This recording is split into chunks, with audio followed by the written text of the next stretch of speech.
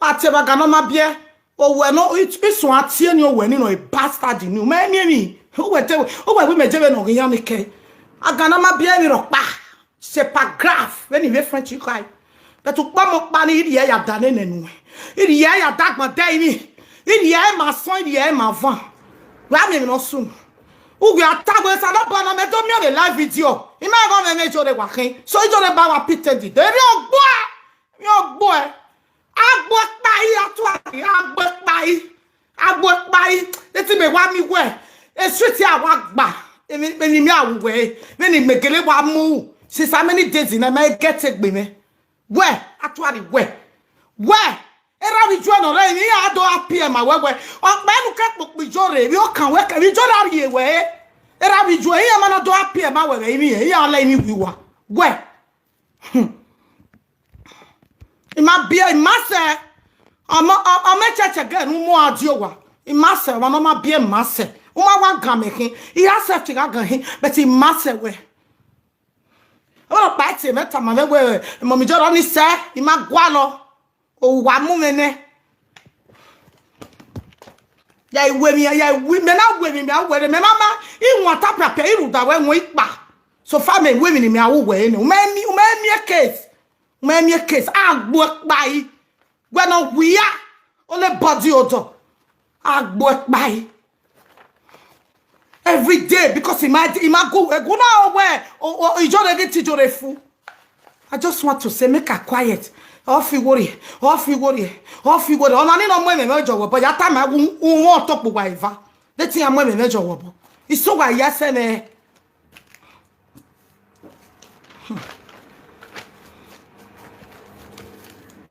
the bagaria webo. In a woman no jade come. I talk get you one me. A battle no ga jeni na mudiane na say mother. Are you mad? Ma we avia tagbe. Go me gbe me unu we me ire yan na. Go me gbe kon. Ye why you for mo pa nu me ni e ya ri adane ha. Don't try me eh. Don't ever try me. What a time. Go me gbe me unu we. No wa on na wa kokole. U kana haeji. Ne gbe sekenije. Okay, ya wuno. Don't ever call my name in your mouth. C'est fini. Because if you really me no more die, you are the cause. Oh, mommy, Iyore with the suffer, they doing your things. Now, just call saga like this. Hello, everyone. Welcome back to my YouTube channel. If you have not subscribed, my darling people, please do subscribe and smash the notification bell. Thank you and God bless you. My darling people, not be small to you. Not the way Musa no go see forget. Una they see the way una take they draw people come saga. Mommy, Iyore way just they doing your things now. Una don't go draw the woman now come saga. Eh? Monica, me I no understand you. Everybody did this social media. I they see the way you take the real trauma to give this woman. May you leave this woman alone. What did she do you? Because they should not dey your side. Now be the verse where you the verse for ram. I notice one thing for this social media. If you not dey this one side, you go the verse for you. If you not dey the other one side, you go the verse for you. Everybody must not dey your side. Everybody must not like you. Now so you see be. You see the get people where you like to. Eh? This woman don't try to avoid you. She not dey even reply you. When what see bonnet, seven one we say. Eh? Now, una don't draw the woman come saga now. She don't finally come now say she go nowhere. Mona continue. Mona listen to the video. And the thing just shocked me. I go put the video and Mona say I'm Iyore dey provoke, not be small. Ateba ganoma bie. O we no iso atie ni o we ni no a bastard ni. Me o we me jebe no yan ni ke. Aganoma bie ni ro pa. C'est pas grave. When you French you cry. But to come up iri ya dane nenu. Iri ya dag ma dai ni. Iri ya ma son iri ya ma van. Wa me no sun. U ya tagwe sa no pa na me do mi o live video. Ima go me jo de wa kin. So Iyore ba wa pitedi. De ri ogbo e. Agbo pa. Eti me wa mi we. E street ya wa gba. Me ni mi awwe. Me ni megele wa mu. Since how many days in I get it me? Where? Actually, where? Where?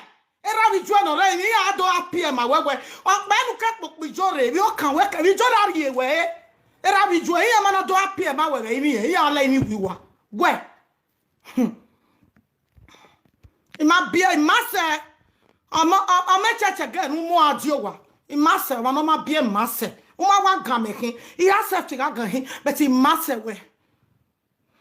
Oh, Patsy, met my way. Mommy Johnny said, in my guano. Oh, one moment. Yay, women, are women, are women, mamma. You want to prepare that when we back. So, family women in my way. No, man, me a case. Man, me a case. I work by. When we are on the body odor. I work by. Every day because he might go now where or you just get to fool. I just want to say make her quiet. Off you worry. On any no women major but ya time I won't talk with wife. Let's see I'm women major. It's so why yes and in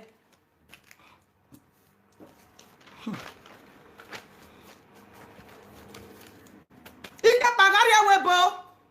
In a women no just come. I talk get you one me. A baton of our Jenny Namutian and I say, Mother, are you mad? Are you mad?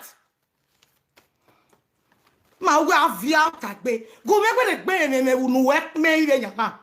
Who make the bay point. Yea, why you form of panu many? Yada. Don't try me, eh? Don't ever try me. What a time. Go make the bay and who work. No one, no, what I call it. Who gonna hide? Never be second. Okay, ya wuno. Don't ever call my name in your mouth. C'est fini.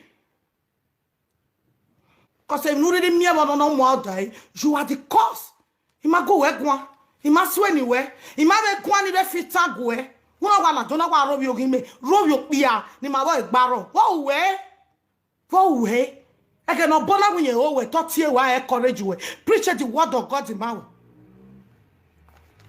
I cannot hire or we go down that for whatever. Tomato salopua.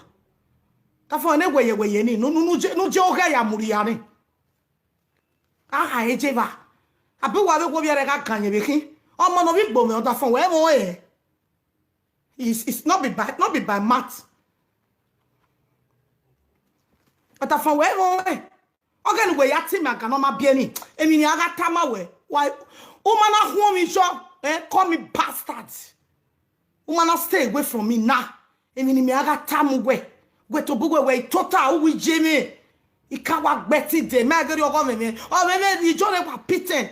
No re on la di ano O ya wana te Iyore. Oh Iye ta o ata de na when la video wa do full. Stay time. Ukpogmo ma wa la na stay away from me. I don't want you. What magana ma bie emi no really mie wa fese na me back be nu we ye destiny ye star ye lolo ik back be nu we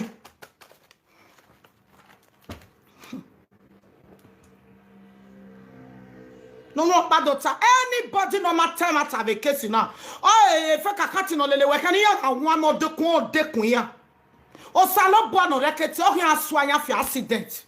Anybody no matter. No matter the case now we no. It's too much for this woman yabi. It's such Iyore. When in a go waiting more. Ya more when you woo. Iye go man wa more go ama we ama go when is kiana. You more away. If no see we Ima on have the way Jimmy ono na oni ya aga akuli me o se mi akuli me wo him ya me. Ono me makike. Do we yegi lele me we yago we no shaking. No shaking. Guy we go regret me agana go ukpam your padu me enwi o ya enwi o ya iri picture ga me Facebook ko you nya iyo nya ya enwi o se ye to be your me na mi o orule bo de mommy I dream see Iyore one of Paris. Don't temper me on iwa ka one day wa ahiwe we o me no tesi ya wuri hu ina anwa ahiwe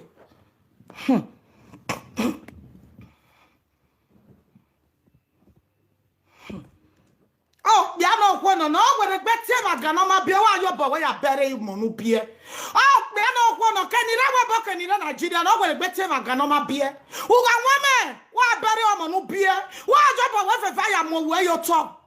Why better monu beer? What's it that you soon? Eh, one even told of why I what? Iragbo ire o oga senu wa we oga senu wa beva kenakpa no where better ganoma beer baba.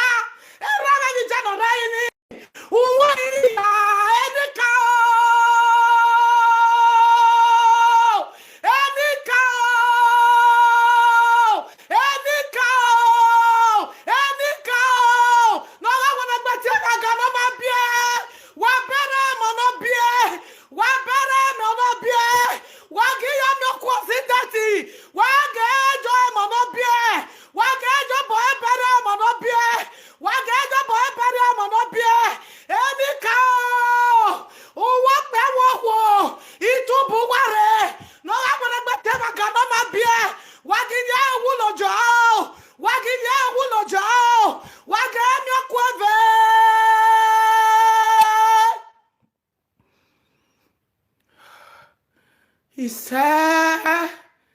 He said,